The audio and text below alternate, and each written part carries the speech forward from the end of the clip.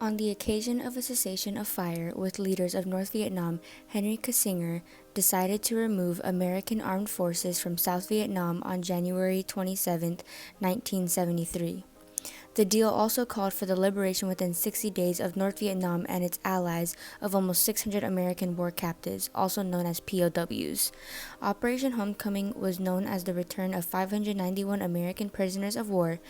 These were a group of people that were led by North Vietnam due to the aftermath of the Paris Peace Accord that was the conclusion of America's involvement in the war.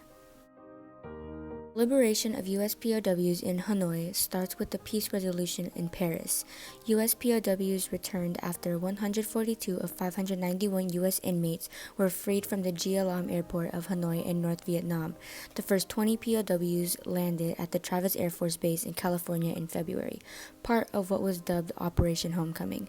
Operation Homecoming finished with the release and return of the last 581 U.S. inmates on March 29, 1973. Deportation was Phase 1 of Operation Homecoming. Phase 2 started when the POWs landed in the Philippines at Clark Air Force Base. There, physically and emotionally, assessments were carried out, the medical attention was needed, and supplies were bought on the base exchange. For the first time after they were taken captive, they finally returned as well. The C-141 was used as many times since February 12, 1973, to transform the plane used in the transport of the first prisoner of war to include its conversion from C-141A to C-141B.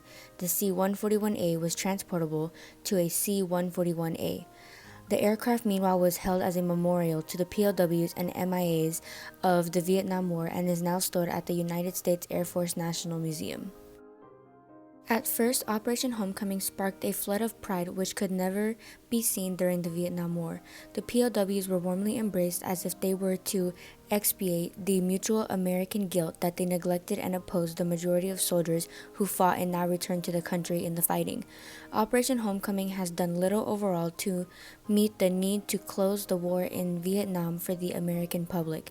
Following the Operation Homecoming, about 1,350 Americans have now been identified as captives or resting in peace, and the United States has agreed to return about 1,200 Americans declared killed, and indeed the remains has not been retrieved.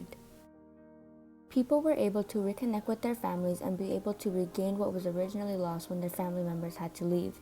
After the prisoners were returned to their families, things started to look up for our country, and we slowly were able to start recovering from this disaster that we went through getting involved in this war, especially because we were just recovering from World War I. John McCain was known as a pioneer of aircraft carrier operations. He served in the Pacific Ocean Theater of World War II in 1942. He commanded all land-based air operations in support for the Guadalcanal campaign. From 1944 to 1945, he led the Fast Carrier Task Force.